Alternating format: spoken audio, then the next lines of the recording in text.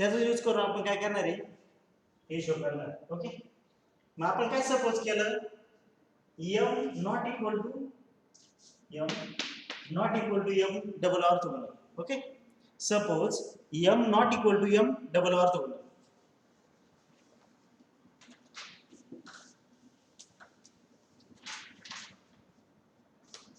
Suppose m containing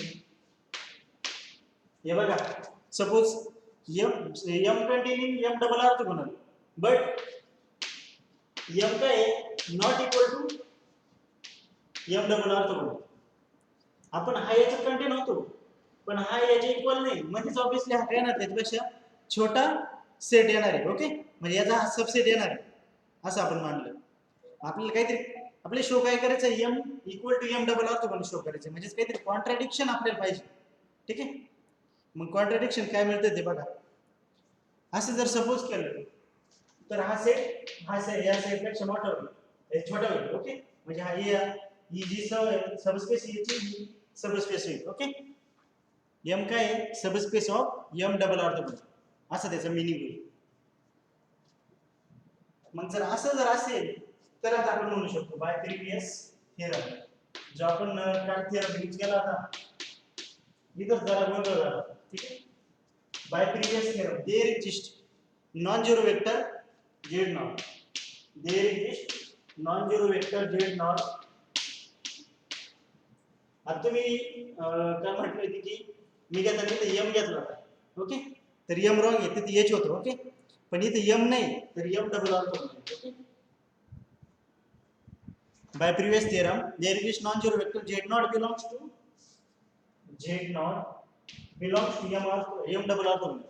आता h च्या ऐवजी m डबल ऑर्थोगोनल का घेतोय? ओके, तर m डबल ऑर्थोगोनल का घेतोय त्याचं कारण आपण बघू. ठीक आहे, एकदा पुढचं लिहून घेऊ. non-zero vector z naught belongs to m double orthogonal such that m orthogonal to z naught orthogonal to m such that z naught orthogonal to m. हे बघा आपण जो थेरम बघितला होता त्या थेरम मध्ये m काय होती सबस्पेस ऑफ h होती, पण आता इथे h च्या जागेवर काय घेतली आपण डायरेक्ट m डबल ऑर्थोगोनल घेतली. ठीक आहे, h च्या जागेवर काय घेतली m डबल ऑर्थोगोनल, आणि m काय not equal to m double orthogonal म्हणजे ऑब्वियसली काय येणार याची सबस्पेस येणार आहे. ओके, सबस्पेस येणार आहे म्हणून आपण तो थेरम अप्लाय करू शकतो. आणि h च्या ऐवजी आपण काय घेतलं ते डायरेक्ट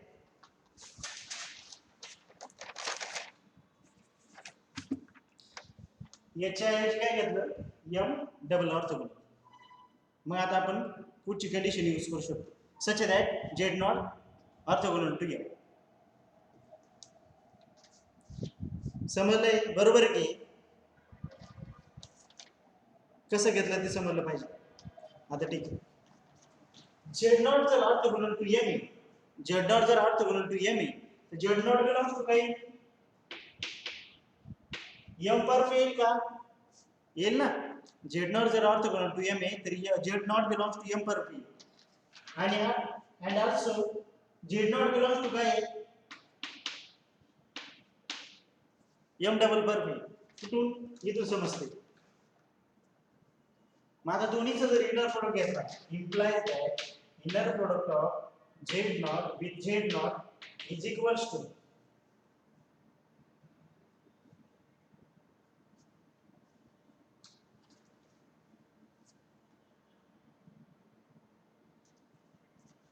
इक्वल टू 0. 0 काय आहे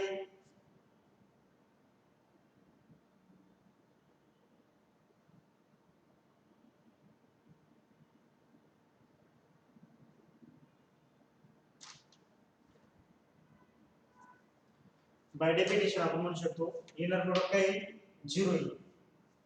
कारण काय m ऑर्थोगोनल आणि m डबल ऑर्थोगोनल,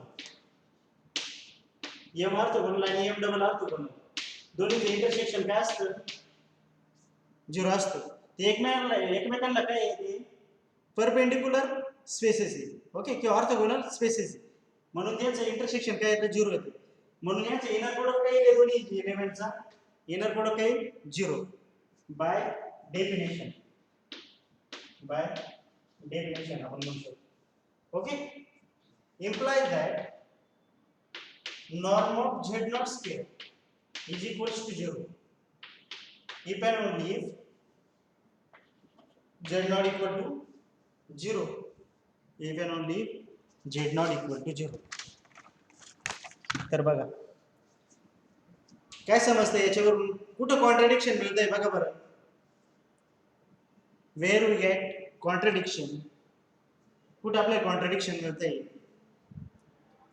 बोला पटकन, माइक ओपन करा, बोला प्लीज, ओपन युअर माइक. हा, झेड नॉट काय घेतला आपण? नॉन झिरो वेक्टर घेतला. झेड नॉट काय घेतलाय? झेड नॉन झिरो वेक्टर घेतलाय. आणि इथे आपल्याला काय मिळतंय? झेड नॉट इक्वल टू 0 मिळतंय, which is a contradiction to assumption काय आहे? M not equal to m double orthogonal. Hence m equal to m double orthogonal. Hence m double orthogonal is continue m. म्हणजे हेच आपल्याला show करायचं होतं ना. मग खाली म्हणा which is contradiction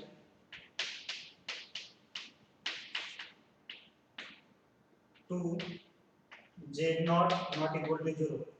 Z not काय नॉन झिरो मानलाय आपण, म्हणजे थेरम नुसार नॉन झिरो येतो. ठीक आहे, आणि hence m is equals to m double orthogonal. झालं शो.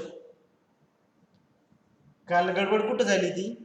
इथं झाली ती. Z not belongs to m लिहिलं तुम्ही, नंतर एच घेतला, पण त्याचं काही मिनिंग होत नाही. आपण जो थेरम अप्लाय केला त्यासाठी आपले दोनच कंडिशन असतात, की एम हा याचा सबस्पेस पाहिजे, आणि तो याच्यावरून समजतंय का प्रॉपर सबस्पेस पाहिजे. प्रॉपर शब्द खूप इम्पॉर्टंट आहे. ओके, तिथं त्या थेरमच्या स्टेटमेंटमध्ये काय दिलंय? स्टेटमेंटमध्ये m is a proper subset of h असं म्हटलंय. आणि प्रॉपर सबस्पेस म्हणजे काय? Not equal to, proper subspace म्हणजे काय? Not equal to that space. Okay, मग आपल्याला इथं प्रॉपर सबस्पेस मिळते, म्हणजे आपण ते काय करू शकतो? थेरमचं स्टेटमेंट यूज करू शकतो, आणि त्याच्यावरून हा रिझल्ट शो करू शकतो. ओके, तर आपल्या नेक्स्ट पार्ट बघायचा आहे. हा पार्ट काल राहून गेला म्हणून घेतला. आता आपल्याला बघायचं आहे ऑर्थोनॉर्मल सेट्स. आपल्याला टाइम लिमिटेशन आहे, त्याच्यामुळे खूपच एखाद्या टॉपिकवर आपण राहू शकत नाही. ठीक आहे, तर आता orthonormal set.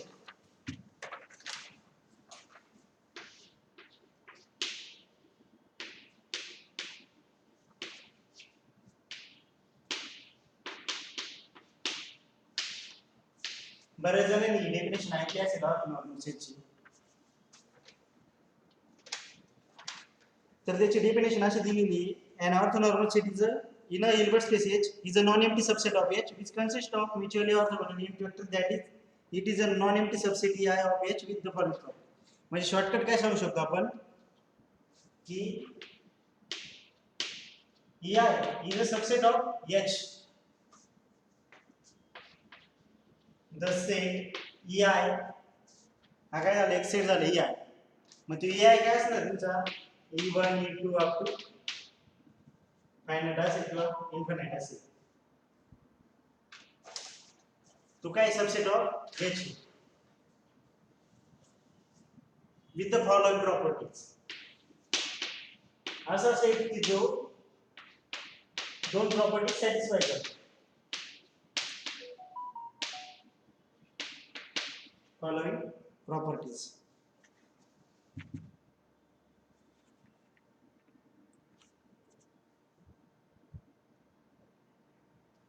Okay. First property काय आहे? EI not equal to I. Okay. I not equal to J implies EI not equal to EJ. And second property काय आहे?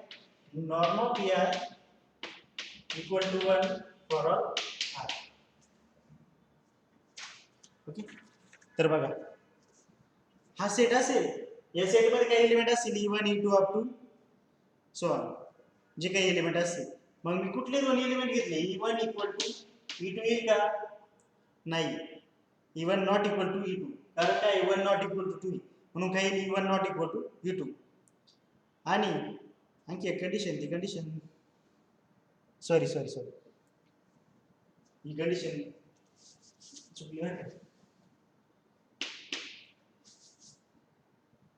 हे बघा I not equal to j जर असेल तर त्यांचं इनर प्रोडक्ट काय येणार आहे 0 येणार आहे म्हणजे ते काय एकमेकांना ऑर्थोगोनल असणार आहे म्हणजे त्याचा प्रत्येक element i not equal to j साठी काय असणार आहे ऑर्थोगोनल टू इच अदर प्रत्येक एलिमेंट एकमेकाशी काय असणार आहे ऑर्थोगोनल असणार आहे आणि प्रत्येक एलिमेंटची नॉर्म काय येणार आहे 1 येणार आहे ओके प्रत्येक एलिमेंटची नॉर्म काय येणार आहे 1 येणार आहे आता ही डेफिनेशन कशासाठी महत्वाची आहे तर तुम्हाला एखादं एक्झाम्पल दिलं जाईल इंटिग्रेशनच्या फॉर्ममध्ये दिलेलं जाईल किंवा कशाच्या फॉर्ममध्ये दिलेलं जाईल तुम्हाला क्वेश्चन विचारला जाईल की show that given set is orthonormal मग तुम्हाला काय शो करावं लागणार आहे या दोन कंडिशन तुम्हाला शो करावं लागणार आहे फॉर ऑल म्हणजे for i not equal to j implies e i orthogonal to g म्हणजे inner product of e i with e j equal to 0 या फर्स्ट स्टेटमेंटचा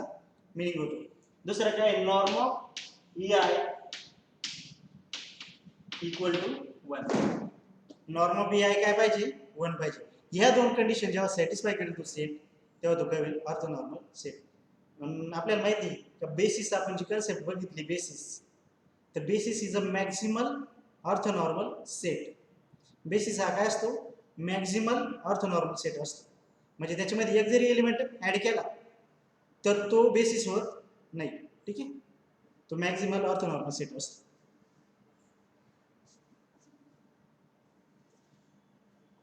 ही झाली ऑर्थोनॉर्मल सेटची डेफिनेशन काही एक्झाम्पल आहे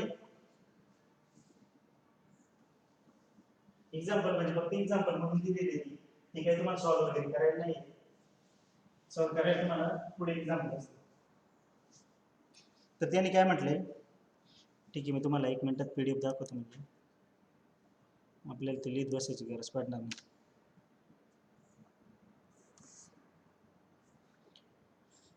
आपल्याकडे वेळ कमी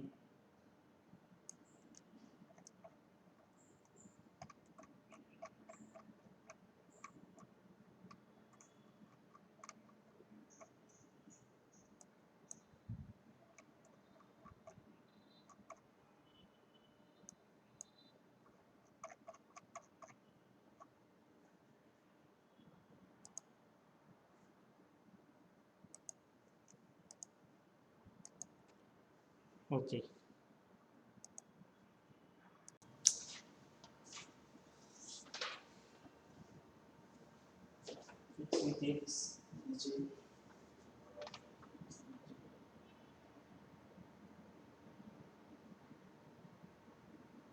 सॉरी कन्फ्युजन कुठं होतं हा काय स्केलर आहे ओके म्हणजे काही काही गोष्टी माझ्या पण लक्षात येते नाही पण नंतर आल्या तर ते सांगत असेल आता हे काय इथं हा स्केलर आहे आपल्याला माहिती आहे जर अशी प्रॉपर्टी तुम्हाला माहिती एक्स अल्फा वाय जर असेल तर आपण काय करतो अल्फा बार घेतो आणि एक्स वाय घेतो का सॉरी घेतो ना स्केलर जर सेकंड पोझिशनला असेल बाहेर घेतो काय येतो याचा बाहेर येतो ठीक आहे किंवा कॉन्जुगेट येतो तर आता सिमिलरली चुकलं काहीच नाही तेच आहे ठीक आहे मग आता एक्स विथ इजे मध्ये काय उरणार एक्स विथ इजे हा जो आहे अल्फा आहे हा बाहेर घेताना काय होईल त्याचा कॉन्जुगेट होईल ठीक आहे काय कॉन्जुगेट आला समजलं ना हा काय स्केलर आहे तो बाहेर घेतला मी तर त्याचं काही कॉन्जुगेट येईल कारण तो काय सेकंड पोझिशनला आहे काही काही गोष्टी खूप सोप्या असतात पण त्या नंतर लक्षात येतात तर सेकंड पोझिशनला असल्यामुळे मी त्याचं काय घेतो बाहेर घेतो आणि मध्ये काय उरलं x inner product of x with e j ठीक आहे म्हणजे कन्फ्युजन झालं सिमिलरली आता सरळ सरळ बाहेर येणार कारण तो फर्स्ट पोझिशनला आहे ना i from 1 to n inner product of x with i आणि इथं काय ei विथ एक्स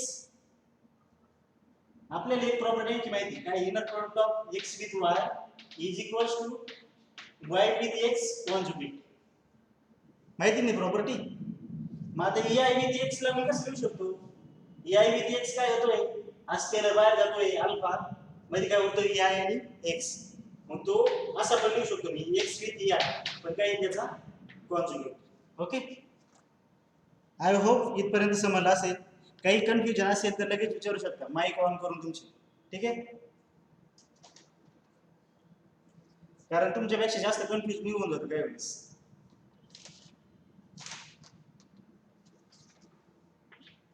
मी जे काही नोट्स काढले ते काही काही काढलेले, त्याच्यामुळे त्याच्यात पण काही स्टेप चुकीच्या असू शकतात, पण तुम्हाला पण ते चेक करत राहायचं बरोबर आहे की चुकी. ठीक आहे, आता इकडे बघा, हा जो असणार आहे हा इनर प्रोडक्ट जसं तसं बाहेर पडत. आता मी याला जे केलं, जे फ्रॉम 1 टू n इजे इजे. ठीक आहे, काय केलंय, कन्फ्युजन दूर करण्यासाठी केलंय बरं का जे. म्हणजे कसं दोन्हीकडे सारखे टर्म आले तर बाहेर काढता सगळं कन्फ्युजन होईल, त्याच्यामुळे आय आणि जे केले. तर आता हा आहे ही टर्म काही जशी तशीच बाहेर आहे. का बाहेर येते हे पण लक्षात घ्या ना, परत परत परत सांगायला नको. बाहेर काय येते, कारण ही स्केलर क्वांटिटी तुम्हाला माहिती, इनर प्रोडक्टची डेफिनेशन काय तुमची किंवा इल्बर्ट स्पेसची डेफिनेशन काय आहे, तर x cross x to field असते. मग हा फील्डचा एलिमेंट म्हटल्यानंतर तो काय असणार, स्केलर असणार, कारण इथे इनर प्रोडक्ट तुम्ही अप्लाय केलाय.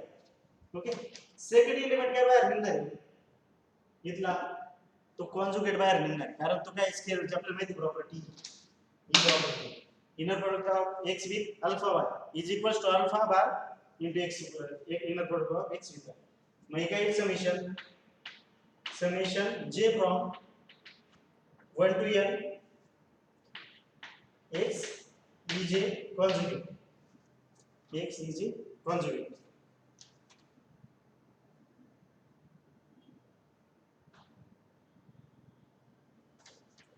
आणि उरल काय माहिती पण,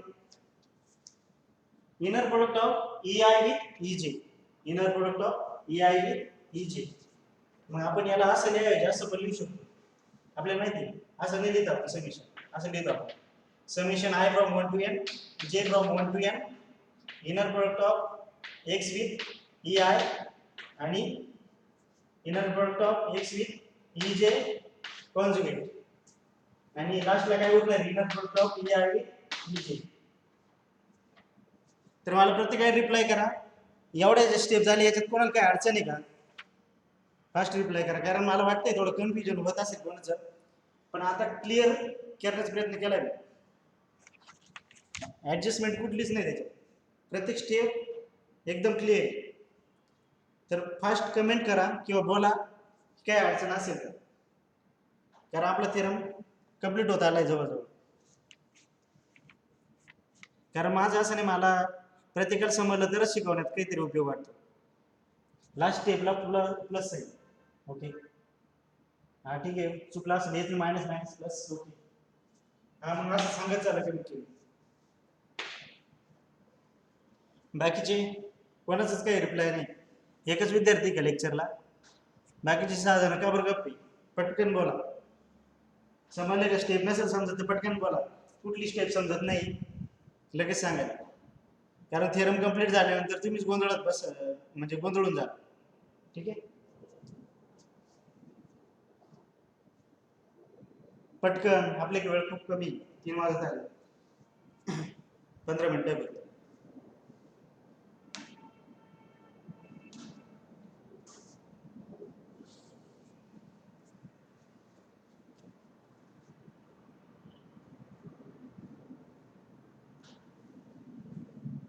ठीक आहे, मग रिप्लाय करा ना समजलं असेल तर. झोपले बाकीचे,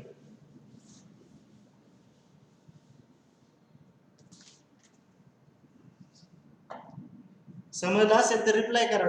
तुम्ही तर डायरेक्ट झोपले सारखे करताय, झोपले तर नाही ना, ही सर्व इनर प्रोडक्ट बघून.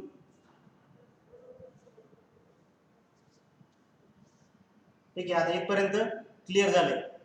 आता नेक्स्ट स्टेप आपण बघणार आहोत.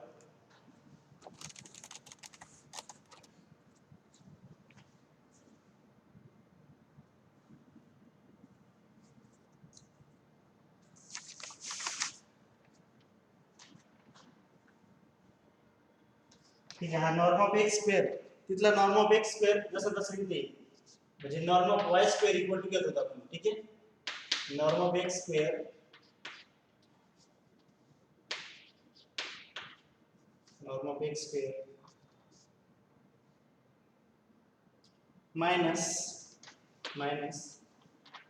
Inner product of x with ej बघा इकडची step norm of x square minus हा जो आहे इनर प्रोडक्ट काही ना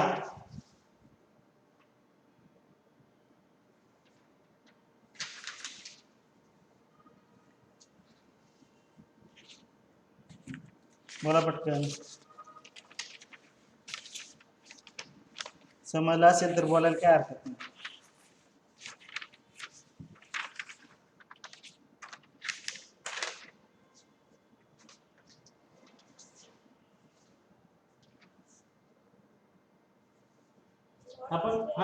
आपण काय करतो अल्फा आणि अल्फा बार जर असेल तर मॉड घेतो ना अल्फा इंटू अल्फा बार जर असेल तर काय घेतो मॉड ऑफ अल्फा स्क्वेअर घेतो. सिमिलर याच्यासाठी त्याच्यासाठी कारण हे दोन्ही काय स्केलर आहे. हा अल्फा आहे हा अल्फा बार आहे हा अल्फा आहे तर आपण काय करतो ठीक आहे आता इकडे मी स्टेप लिहितोय पण तुम्ही तिकडच्या स्टेप बघून घ्या मग नंतर डायरेक्ट इकडे बघा आय फ्रॉम 1 टू n काही mod of x inner product of x with ej okay square आणि इथं काय मग इथं similar channel I from 1 to n inner product of x with ei square last step काय येईल प्लस ही step काय येईल बरं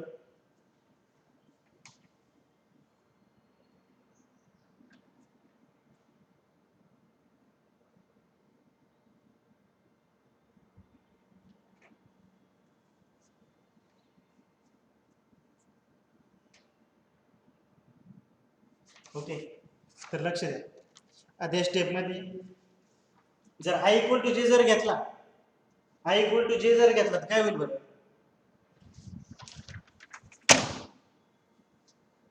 या स्टेप मध्ये i इक्वल टू जे जर घेतला तर inner product of ei with ei पण आपला गिवन सेट काय दिलेला आहे ei ऑर्थो नॉर्मल सेट दिलेला आहे मग इनर प्रोडक्ट काय येईल यांचा जर ei जर inner product of ei with ei जर असेल आणि गिवन सेट जर ऑर्थो नॉर्मल असेल तर यांचा दोन्हीचा इनर प्रोडक्ट काय येणार आहे 1 येईल ओके आणि इथं पण काय x आहे x विथ ei आणि त्याचा कॉन्जुगेट म्हणजेच काय परत काय येईल मॉड ऑफ मी इथं काय घेतलं फक्त i इक्वल टू जे घेतला म्हणजे plus summation i from 1 to n summation पण एकच येईल x with ei square okay आता बघा इकडे काय केलंय i इक्वल टू जे घेतलाय त्याच्यानंतर पुढचा पार्ट दिला ठीक आहे बघा norm of x square minus this term plus this term मग आता ही टर्म आणि ही टर्म कॅन्सल होईल का सिमिलर टर्म आहे आणि दोन्ही काय स्केलर आहे म्हणजे दोन्ही स्केलर काय होतील कॅन्सल होतील मायनस आणि प्लस उरल काय फक्त norm of y square is equals to norm of x square minus summation I from 1 to n inner product of x with ej किंवा ei काय असेल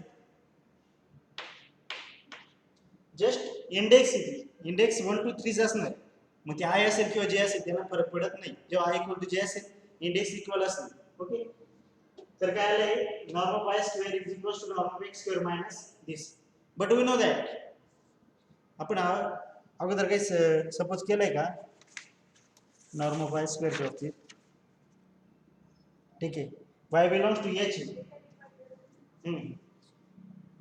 ग्रेटर इक्वल 0 असणार तुमची नॉर्म काय असणार आहे ऑलवेज ग्रेटर इक्वल 0 असणार आहे प्रॉपर्टी नॉर्मची म्हणजेच काय this term is greater equal 0 that means norm of x square minus summation i from 1 to n inner product of x with ej किंवा ei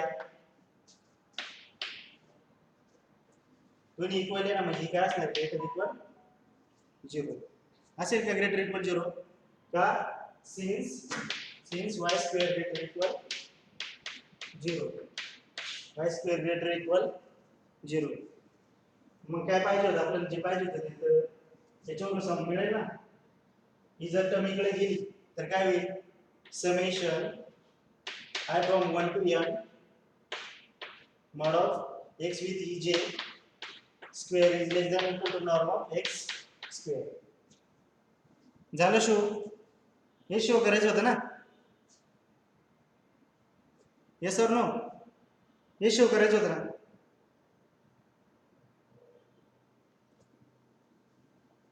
माईक ओपन करा, बोलत चला. लिहायचं असेल तर स्क्रीनशॉट काढून घ्या. लिहाय करता वेळ नका काढू, रिप्लाय देत चला फक्त.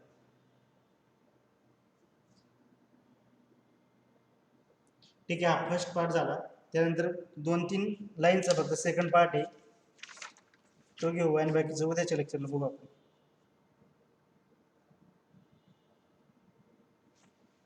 आपल्याला जो फर्दर म्हटलंय ते पुढचा पार्ट, तो पार्ट बघायचा आहे.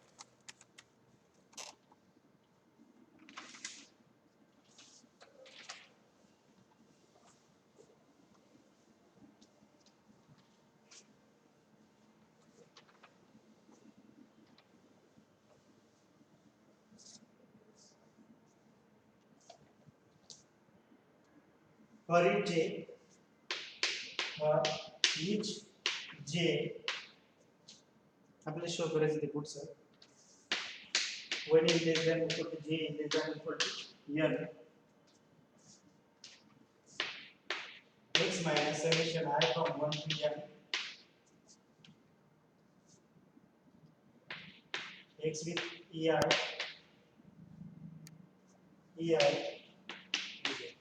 आता दाखवायचं आपल्याला ej ला ऑर्थोगोनल दाखवायचं. आपली फर्दर म्हटल्यानंतर लास्टची लाईन आहे बघा, हा एलिमेंट याच्याशी काय दाखवायचं, ऑर्थोगोनल दाखवायचं. मग ऑर्थोगोनल दाखवायसाठी काय दाखवायला लागेल, इनर प्रोडक्ट 0. ओके, मग काय फक्त सॉल्व करायचं पुढे. Inner product of x with ej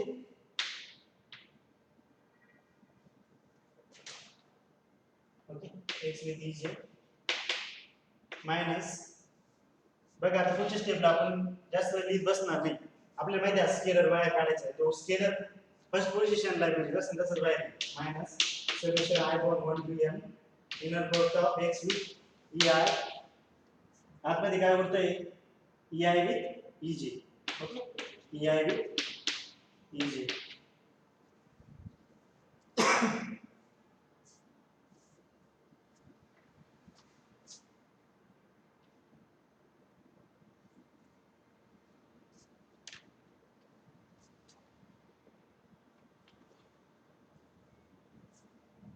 जर समजा मी I इक्वल टू जे जर घेतलं इथं पण तर काय येते नॉर्म 1 येईल.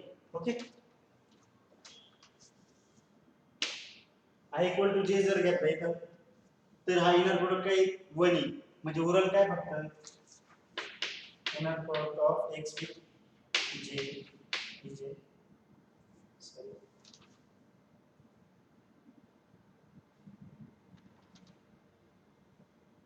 ठीक आहे. I इक्वल टू जे घेतोय म्हणजे हा आपल्याला कशात रिप्लेस करायला लागणार, जे ने रिप्लेस करायचं.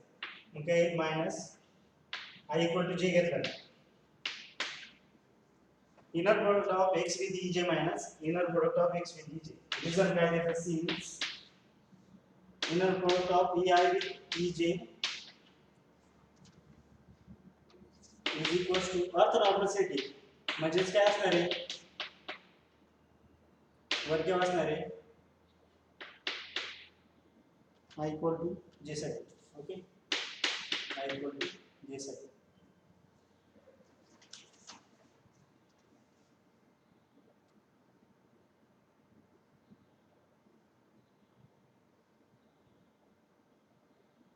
ठीक आहे. आता तुम्ही म्हणशाल तर या टर्मवर ही टर्म कसं डायरेक्ट आली, तर त्याचं कारण असं आहे का बाकीच्या सर्व टर्मसाठी हा इनर प्रोडक्ट काय येणार आहे, 0 येणार आहे. म्हणजे ei with ej not equal to जर असेल, ही दोन्ही जर I not equal to j जर असेल तर ही टर्म काय होणार आहे, 0 होणार आहे. ऑब्वियसली मग ती टर्म जर 0 असेल तर ही टर्म सुद्धा काय होणार आहे, 0 होणार आहे. मग कुठल्या एका टर्मसाठी 1 असेल इनर प्रोडक्ट, फक्त I इक्वल टू जे साठी इनर प्रोडक्ट 1 असेल. ओके, म्हणजे याच्यातली फक्त काय एकच टर्म शिल्लक राहणार तिथं. समजतंय का? परत एकदा सांगतो, inner product of ei with ej equal to 0 for all I not equal to j साठी असणार. पण 1 केव्हा असणार आहे? फक्त पॉसिबिलिटी एकच आहे, i इक्वल टू जे असेल तरच 1 असेल. म्हणून इथं i इक्वल टू जर जे घेतला मी तर 1 येईल. मग खालच्या स्टेपला मी काय केलं? फक्त i इक्वल टू जे, म्हणजे एकच टर्म उरल ना, बाकी सर्व टर्म काय होणार आहे? 0 होणार आहे. बाकीच्या सर्व टर्म काय होतील? 0 होतील, फक्त हीच टर्म उरल. ठीक आहे. आणि दोन्ही सबट्रॅक्शन 0, म्हणजेच काय मिळतंय मला? इनर प्रोडक्ट 0 मिळतोय, म्हणजेच जे आपल्याला शो करायचं होतं. हेच inner product of x with hence x minus summation I from 1 to n inner product of x with I is orthogonal to j for all for every I for each j. Okay, for each j. He step समजली का? पटकन बोला. परत तुम्हाला notes काढताना confusion व्हायला नको म्हणून ही स्टेप परत एकदा समजून घ्या व्यवस्थित.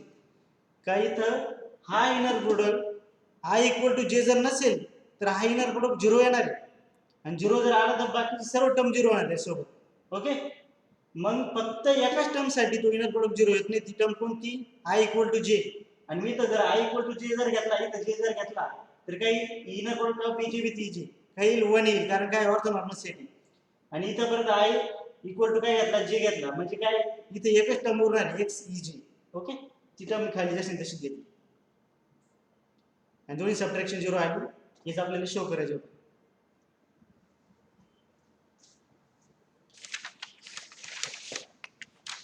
ठीक आहे. अजून बऱ्याचशा गोष्टी, म्हणजे आज अजून एक थेरम घ्यायचा होता, पण आपल्याकडे आता वेळ संपत आलेला आहे. तर या थेरम मध्ये किंवा अगोदरचं जर काय झालं त्याच्यात काही कन्फ्युजन असेल तर लगेच विचारू शकता.